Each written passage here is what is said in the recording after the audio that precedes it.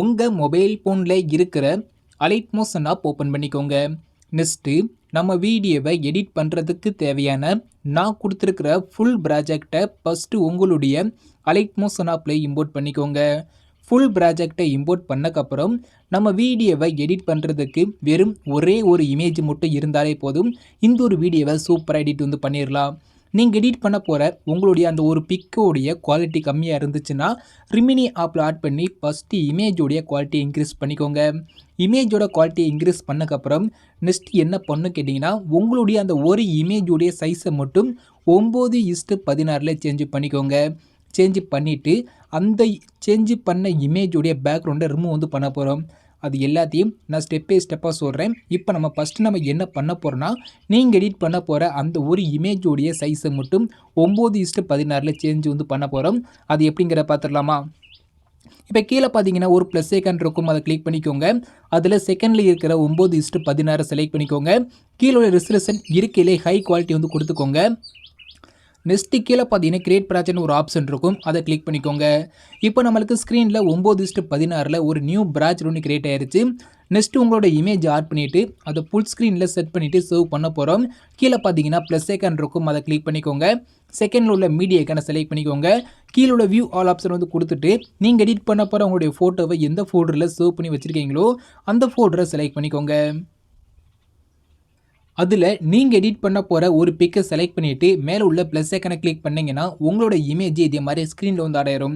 இப்போது நீங்கள் எடிட் பண்ண போகிற உங்களோட இமேஜ் பார்த்தீங்கன்னா இதே மாதிரி ஃபுல் சைஸ் இமேஜை பார்த்துக்கோங்க. நீங்கள் செல்ஃபி எடுத்த இமேஜையோ இல்லாட்டி ஆப் சைஸ் இமேஜையோ வச்சு வீடியோ எடிட் பண்ணிங்கன்னா பார்க்குறதுக்கு நல்லா இருக்காது.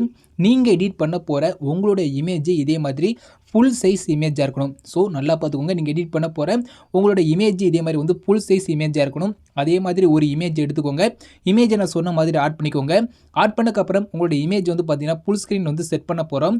உங்களோட இமேஜ் கிளிக் பண்ணிக்கோங்க. மேலே உள்ள 3 டாட் ஐகானை கிளிக் பண்ணிட்டு மேலேருந்து 5வது ஆப்ஷன் ஃபில் கம்போசிஷன் ஏரியான்னு இருக்கும், அதை கிளிக் பண்ணிங்கன்னா உங்களோட இமேஜ் இதே மாதிரி ஸ்க்ரீன் ஃபுல்லாக பார்த்தீங்கன்னா ஜூம் ஆயிரும். நெக்ஸ்ட் நீங்கள் இந்த இமேஜ் சேவ் பண்ண போகிறீங்க. மேலே பார்த்தீங்கன்னா ஷேர் ஐகான் இருக்கும், அதை கிளிக் பண்ணிக்கோங்க. அதில் மேலிருந்து 3வது கரண்ட் ஃப்ரேம் அஸ் பிஎன்ஜின்னு இருக்கும், அதை செலக்ட் பண்ணிவிட்டு எக்ஸ்போர்ட்டுங்கிற இந்த ஆப்ஷனை கிளிக் பண்ணிங்கன்னா உங்களுக்கு ஒரு சேவ் ஐக்கான் கேட்கும். அதை கிளிக் பண்ணி நீங்கள் இந்த இமேஜ் சேவ் பண்ணிக்கோங்க. சேவ் பண்ணிவிட்டு க்ளோஸ் பண்ணிக்கோங்க.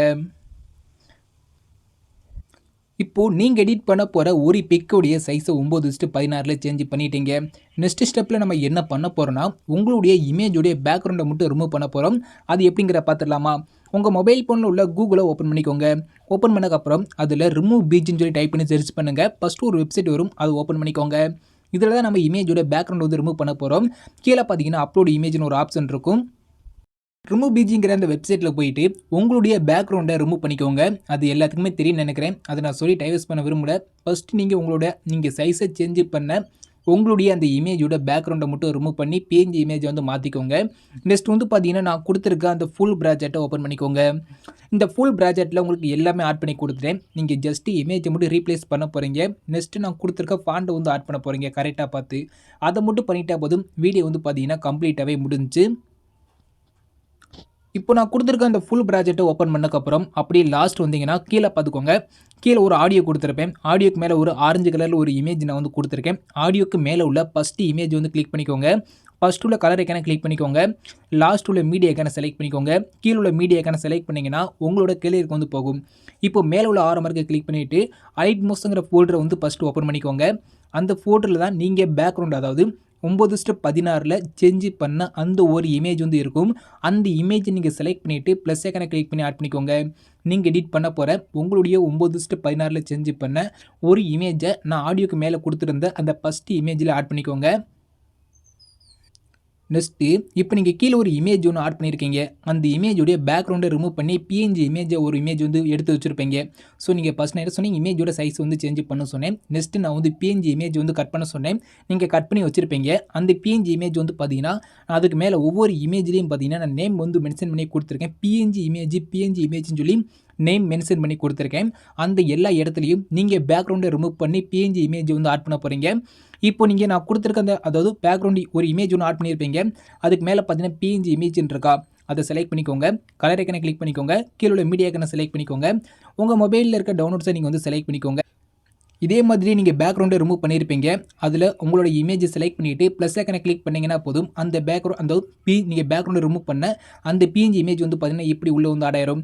நெக்ஸ்ட் அப்படியே ரைட் சைடு மூவ் பண்ணிக்கோங்க. நான் கொடுத்துருக்க எல்லா பிஎன்ஜி இமேஜ்லையும் நீங்கள் எடிட் பண்ண போகிற உங்களுடைய அந்த பிஎன்ஜி இமேஜை ஒன் பை ஒன்னாக சேஞ்ச் பண்ணிக்கோங்க. இப்போ நான் எப்படி சேஞ்ச் பண்ணுறேனோ இதே மாதிரி நான் பிஎன்ஜி இமேஜ்னு சொல்லி நேம் மென்ஷன் பண்ணி கொடுத்துருப்பேன். அந்த எல்லா இடத்துலையும் நீங்கள் பேக்ரவுண்டை ரிமூவ் பண்ண அந்த பிஎன்ஜி இமேஜை இதே மாதிரி வரிசையாக வந்து ஆட் பண்ணிக்கோங்க.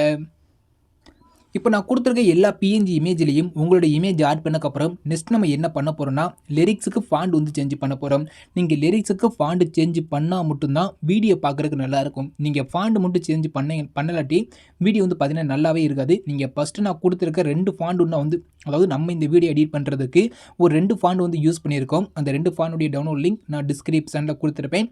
நான் கொடுத்துருக்க அந்த 2 ஃபாண்ட் நீங்கள் ஃபஸ்ட்டு டவுன்லோட் பண்ணிக்கோங்க. டவுன்லோட் பண்ணக்கப்புறம் அது எப்படி அலைட் மோஷன் ஆப்பில் இம்போர்ட் பண்ணுங்கிறத பார்த்துடலாமா?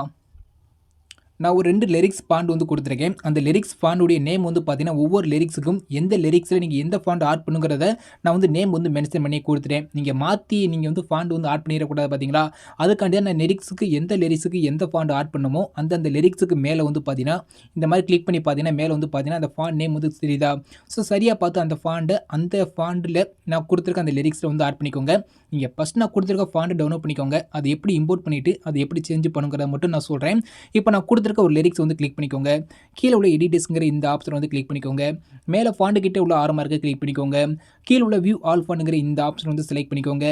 லெஃப்ட் சைடில் உள்ள 3 டாட் ஐக்கனை வந்து கிளிக் பண்ணிக்கோங்க. கீழே உள்ள இம்போர்ட் ஃபாண்ட்ங்கிற இந்த ஆப்ஷன் வந்து செலக்ட் பண்ணிக்கோங்க. உங்கள் மொபைல் ஃபோனில் டவுன்லோட்ஸ் போயிடும். அதில் நீங்கள் நான் கொடுத்துருக்க ஃபாண்டை நீங்கள் டவுன்லோட் பண்ணியிருப்பீங்க. அது உங்களுடைய டவுன்லோட்ஸில் எங்கே இருக்குங்கிறத தேடி பார்த்துக்கோங்க. நான் உங்களுக்கு ஒரு 2 ஃபாண்ட் வந்து கொடுத்துருந்தேன். அதே மாதிரி அந்த ஃபாண்ட் எங்கே இருக்குன்னு பார்த்துக்கோங்க. அந்த 2 ஃபாண்டையும் வந்து பார்த்தீங்கன்னா இதே மாதிரி லாங் ப்ரெஸ் பண்ணி நான் கொடுத்துருக்க அந்த 2 ஃபாண்டையும் நீங்கள் இதே மாதிரி வந்து செலக்ட் பண்ணிக்கோங்க.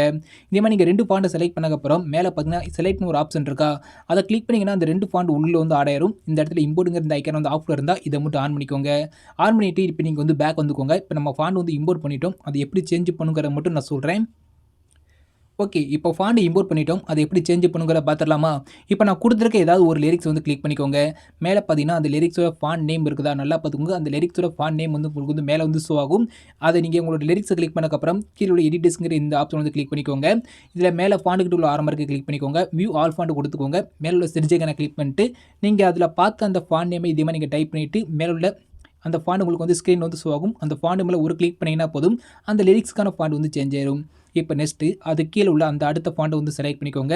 எடிட்டர்ஸ்க்கு வந்து போய்க்கோங்க. அந்த ஃபாண்ட்டை நீங்கள் இம்போர்ட் பண்ணியிருப்பீங்க. ஃபாண்ட் நேமை நீங்கள் வந்து பார்த்துக்கோங்க. பார்த்ததுக்கப்புறம் எப்பவும் போல் ஃபாண்ட் ஆரம்பருக்கு கிளிக் பண்ணிட்டு வியூ ஆல் ஃபாண்ட் கொடுத்துட்டு மேலே உள்ள சிரிஜைக்கான கிளிக் பண்ணிட்டு நெக்ஸ்ட் ஃபாண்ட் நேமை இது மாதிரி டைப் பண்ணிங்கன்னா அந்த ஃபாண்ட் வந்து ஸ்க்ரீன் வந்து ஷோ ஆகும். நீங்கள் ஜஸ்ட்டு கிளிக் பண்ணாலே போதும் லிரிக்ஸுக்கு ஃபாண்ட் வந்து சேஞ்ச் ஆயிரும். சேம் மெத்தடில் நான் கொடுத்துருக்க அந்த எல்லா லிரிக்ஸுக்கும் இதே மாதிரி நீங்கள் ஒவ்வொரு லிரிக்ஸுக்கும் நான் சொன்ன மெத்தடில் நீங்கள் லிரிக்ஸுக்கு ஃபாண்ட் மட்டும் சேஞ்ச் பண்ணிக்கோங்க. அவ்வளோதான். நீங்கள் லிரிக்ஸுக்கு ஃபாண்ட் சேஞ்ச் பண்ணிவிட்டு நான் கொடுத்துருக்க எல்லா இமேஜ்லையும் உங்களோட இமேஜை மட்டும் நீங்கள் சேஞ்ச் பண்ணிட்டா மட்டும் போதும் வீடியோ வந்து பார்த்தீங்கன்னா நம்ம கம்ப்ளீட்டாகவே எடிட் பண்ணி முடிச்சிட்டோம். இப்போ நான் சொன்ன ஸ்டெப்பை பயன்படுத்தி நான் கொடுத்துருக்க எல்லா இமேஜ்லையும் உங்களோட இமேஜ் வந்து சேஞ்ச் பண்ணியிருப்பீங்க. நான் கொடுத்துருக்க எல்லா ஃபாண்ட்லையும் நான் கொடுத்துருக்க லிரிக்ஸ் ஃபாண்டை நீங்கள் வந்து சேஞ்ச் பண்ணியிருப்பீங்க. இது எல்லாமே பண்ணிட்டீங்கன்னா வீடியோ வந்து பார்த்தீங்கன்னா நம்ம கம்ப்ளீட்டாக எடிட் பண்ணி முடிச்சிட்டோம். நீங்கள் வீடியோவை சேவ் பண்ணுறதுக்கு முன்னாடி இங்கே கீழே லாஸ்ட் இந்த லைனில் லாஸ்ட் வந்து பார்த்தீங்கன்னா ஒரு பாக்ஸ் ஐக்கன் போட்டு மேலே ஒரு ஆரமாக இருக்கும். அதை கிளிக் பண்ணி ஓப்பன் பண்ணிக்கோங்க.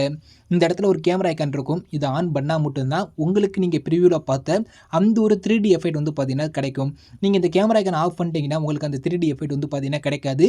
நீங்கள் வீடியோ சேவ் பண்ணும்போது மட்டும் இந்த மேலே உள்ள இந்த பாக்ஸ் ஐக்கன் இருக்கா? அதை கிளிக் பண்ணி அந்த கேமரா ஐக்கனை மட்டும் ஆன் பண்ணிக்கோங்க. ஆன் பண்ணிவிட்டு மேலே பார்த்தீங்கன்னா ஷேர் ஐக்கான் இருக்கும். அதை கிளிக் பண்ணி ஓப்பன் பண்ணிக்கோங்க.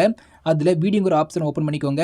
எக்ஸ்போர்ட் ரெசல்யூஷன் உங்களுக்கு தேவையான குவாலிட்டி வந்து கொடுத்துக்கோங்க. ஃப்ரேம் ரேட் வந்து பார்த்தீங்கன்னா ஃபுல் கொடுத்துக்கோங்க. குவாலிட்டி கம்மியாக இருந்தால் ஃபுல்லாக இன்க்ரீஸ் பண்ணி விட்டு கீழே உள்ள எக்ஸ்போர்ட்டுங்கிற இந்த ஆப்ஷனை கிளிக் பண்ணி நீங்கள் எடிட் பண்ண உங்களோட வீடியோவை சேவ் வந்து பண்ணிக்கோங்க. தேங்க்ஸ் ஃபார் வாட்சிங்.